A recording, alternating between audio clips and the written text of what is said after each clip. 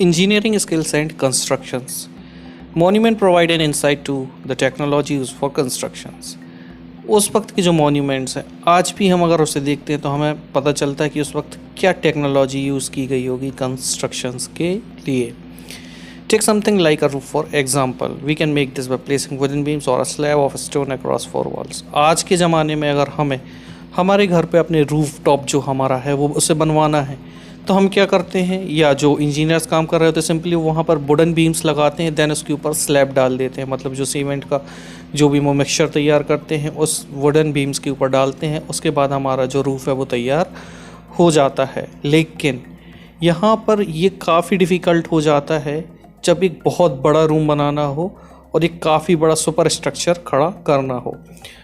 यहाँ पर super structure का मीनिंग दिया गया है the part of a building above the ground floor. ऐसी कोई भी जगह जो ग्राउंड फ्लोर के ऊपर है उसे सुपर स्ट्रक्चर कहा जाता है. लेकिन हाँ, आप उसे अपने घर के सुपर स्ट्रक्चर से कंपेयर मत कीजिएगा. अगर आपने कोई भी हिस्टोरिकल प्लेस विजिट की है तो उस सुपर स्ट्रक्चर के बारे में सोचिएगा कि वहाँ पर इसे कंस्ट्रक्ट करना कितना टफ रहा होगा. आज हमारे पास इतनी टेक्नोलॉजी है, इतने टूल्स हैं, लेकिन उस वक्त ऐसा कुछ भी अवेलेबल नहीं था.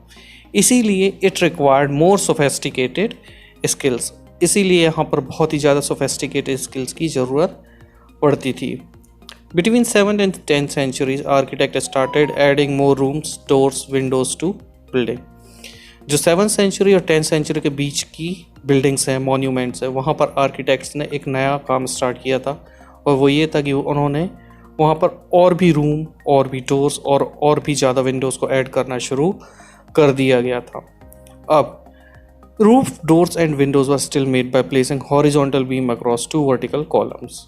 यहाँ पर ये कहना चाह रहे हैं, आप देख सकते हैं यहाँ पर 2 वर्टिकल कॉलम गिवन हैं और इसके ऊपर एक हॉरिजॉन्टल कॉलम रखा हुआ है. मैं फिगर 2b की बात कर रहा था. इस तरीके के स्टाइल ऑफ आर्किटेक्चर को कहा जाता है ट्रबीट और कॉर्बेल्ड.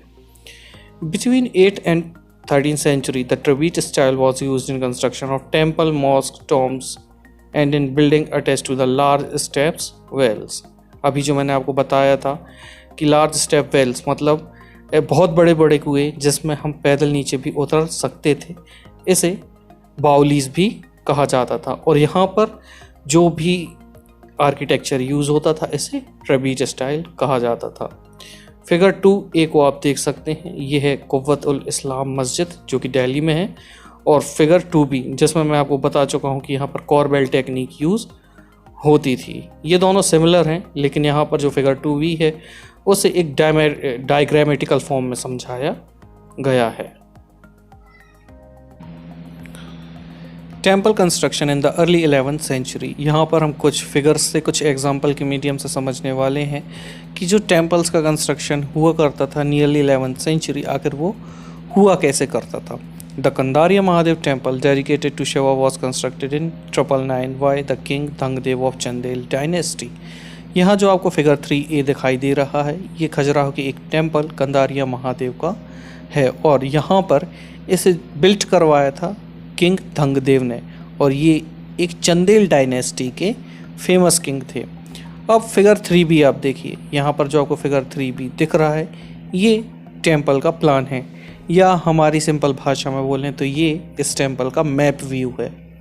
अब an ornamented gateway led to an entrance and the main hall where dances were perform. जो मंदिर का एंट्रेंस था, गेटवे था, ये काफ़ी ऑर्नामेंटेड था. यहाँ पर काफ़ी प्रीशियस स्टोन्स लगाए गए थे, काफ़ी अच्छे से इसे सजाया गया था. और इसके बाद आता था ये जो आप सेंटर में देख रहे हैं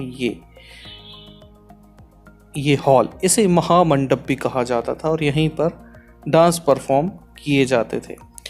the image of the chief deity was kept in the main shrine. अब इसके बाद जो आप लास्ट में देख रहे हैं यहाँ पर जो चीफ डाइटी होते थे, जो उस किंग के चीफ डाइटी होते थे, उन्हें यहाँ पर रखा जाता था. इस जगह को गर्भगृह कहा जाता था. गर्भगृह याद रखिएगा. This was the place for ritual worship where only king and his family priest gather. ये जगह ऐसी होती थी जो पब्लिकली ओपन नहीं हुआ करती थी. यहाँ पर किंग, उसके क्लोज रिलेटिव्स और प्रीस्ट ही गैदर हुआ करते थे। The Khajuraho complex contain royal temple where commoners were not allowed entry. The temples were decorated with elaborately carved structures. ये जो टेम्पल था यहाँ पर कॉमनर्स अलाउड नहीं थे और इसे बहुत ही अच्छे कार्व स्कल्पचर से सजाया। Students, now let us discuss Rajarajeshwar Temple. The Rajarajeshwar Temple at Tanjavur had the tallest Shikhar amongst temple of its time.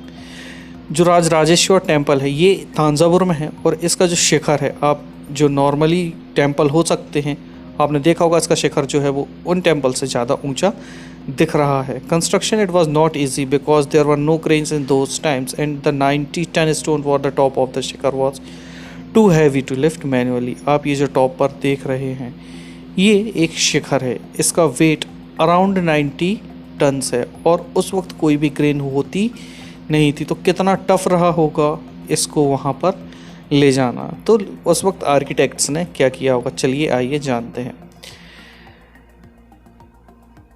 Architect built an incline part two the top of the temple. यहाँ पर इसका ये जो top है यहाँ से start करते हुए उन्होंने एक इंक्लाइंड पाथ बनाया, मतलब ढलान बनाई। ढलान आपको एक सिंपल सा एग्जांपल देता हूँ, जो आप अपनी गाड़ी है उसको अपने घर में एंटर करवाने के लिए जो एक इंक्लाइंड पाथ बनवाते हैं उसी तरीके का पाथ इन्होंने भी बनवाया था। लेकिन ना यहाँ पर आपकी गाड़ी है ना आपका घर है, यहाँ पर इतना ऊंचा टेम्पल है और 90 टन का एक स्टोन है। इसीलिए उन्होंने क्या किया, the path started more than 4 kilometre away so that it would not be too steep. इस पत्थर को ऊपर पहुंचाने के लिए जो इंक्लाइंड पाथ बनवाया गया था वो 4 किलोमीटर से भी ज़्यादा लंबा था, ताकि जो चढ़ाई है वो उतनी टफ ना हो। This was dismantled after the temple was constructed. अब ये जो 4 किलोमीटर का इंक्लाइंड पाथ था इसे टेम्पल के कंस्ट्रक्शन के कंप्लीट हो जाने के बाद अलग करवा दिया गया, डिसमेंटल करवा दिया गया। But the resident of the area remembered the experience of the construction of the temple for a long time. लेकिन अब आप सोचिए कि किसी एक टेम्पल के ऊपर 90 टन का पत्थर रखना हो और उसके लिए 4 किलोमीटर एक इंक्लाइंड पाथ बनवा दिया जाए, तो इतने बड़े इंसिडेंट को, इतनी बड़ी मेमोरी को लोग भूल नहीं सकते। तो इसीलिए जो वहाँ के रेजिडेंट हैं वो इस एक्सपीरियंस को काफ़ी लंबे वक्त तक याद करते रहे। Even now a village near the temple is called Charupalam, the village of the incline. और आज भी ऐसे टेम्पल के पास जो गांव होते हैं इन्हें चारूपलम कहा जाता है या फिर द विलेज ऑफ इंक्लाइन कहा जाता है। Two technological and stylistic development are noticeable from the 12th century. 12th century से दो तरह के डेवलपमेंट काफ़ी ज़्यादा नोटिसेबल रहे हैं। पहला क्या है, the weight of the superstructure above the doors and windows was sometimes carried by the arches. This architectural form called arcuate. Imagine कीजिए कि ये जो फिगर 5A है ये एक डोर है या फिर विंडो है, तो इसके ऊपर जो वेट है ये कैसे ले जाया गया रहा होगा। ये जो सुपर स्ट्रक्चर है इसका ऊपर का वेट कैसे ले जाया गया रहा होगा। इसको ले जाया जाता था थ्रू द आर्चेस और इस तरीके के आर्किटेक्चरल फॉर्म को आर्क्यूएट कहा जाता था।